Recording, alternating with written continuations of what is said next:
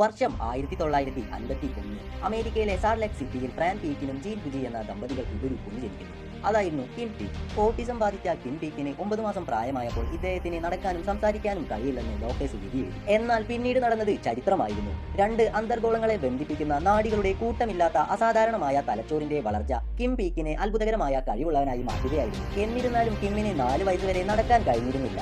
എന്നാൽ പിന്നീട് 6 വയസ്സായതോടുകൂടി കിം അവന്റെ എല്ലാ കാര്യങ്ങളും മനഃപ്പാടമാക്കുന്നത് അവന്റെ മാതാപിതാക്കൾ ശ്രദ്ധിച്ചു. ഹൈസ്കൂൾ പഠനം പൂർത്തീകരിച്ച് വളർന്നു വരുമ്പോൾ കിം കൂടുതൽ അവിശ്വസനീയമായ കഴിവുകൾ പ്രകടിപ്പിച്ച് തുടങ്ങിയിരുന്നു. ചരിത്രം മുതൽ കായികം വരെയുള്ള കാര്യങ്ങൾ കിം മനഃപ്പാടമാക്കിയിരുന്നു. അതിനുശേഷം കിമ്മിനെ വിളിച്ചിട്ടുണ്ടായിരുന്നത് കിം കൂട്ടർ എന്നായിരുന്നു. കിമ്മിന്റെ ഏറ്റവും ശ്രദ്ധയാകർഷിച്ച ഒരു കഴിവായിരുന്നു കിമ്മിന് ഒരേ സമയം 2 പേജുകൾ വായിക്കാൻ കഴിയുക എന്നുള്ളത്. അതുകൂടാതെ കിം അപരിചിതരെ സമീപിച്ച് അവരുടെ ഡേറ്റ് ഓഫ് ബർത്ത് അറിഞ്ഞ് അവർ ആഴ്ചയിൽ ഏത് ദിവസമാണ് ജനിച്ചതെന്ന് കിമ്മിന് പറയാൻ കഴിയുമായിരുന്നു. അതിനുശേഷം 1984 ടെക്സസിൽ നടന്ന അസോസിയേഷൻ ഓഫ് റിട്ടയർഡ് സിറ്റിസൺ എന്ന പരിപാടിയിൽ മൂവി റൈറ്ററായ ബാരി മൊറോ ഇദ്ദേഹത്തെ കാണുകയും ഇദ്ദേഹത്തിന്റെ കഴിവ് കണ്ട് അത്ഭുതപ്പെടുകയും ചെയ്യുന്നു. തുടർന്ന് കിമ്മിനെ പ്രചോദനം ഉൾക്കൊണ്ട് ബാരി മൊറോ ഒരു കഥ എഴുതുന്നു. അതായിരുന്നു 1988 പുറത്തിറങ്ങിയ റെയിൻ മാൻ എന്നുള്ളത്. ഇത് വളരെയധികം ശ്രദ്ധയാകർഷിക്കുകയും കിമ്മിനെ പലരിലേക്ക് എത്തിക്കുകയും ചെയ്യാൻ സാധിച്ചു. ചരിത്രങ്ങളും ദിവസങ്ങളും ആഴ്ചകളും ഓർമ്മയിൽ വെച്ച കിം ഏകദേശം 12,000-ഓളം പുസ്തകങ്ങളും മനഃപ്പാടമാക്കിയിട്ടുണ്ടായി. അങ്ങനെ 2009 58-ാം വയസ്സിൽ ഹൃദയാഘാതം മൂലം ഇദ്ദേഹം മരണപ്പെടുകയായിരുന്നു.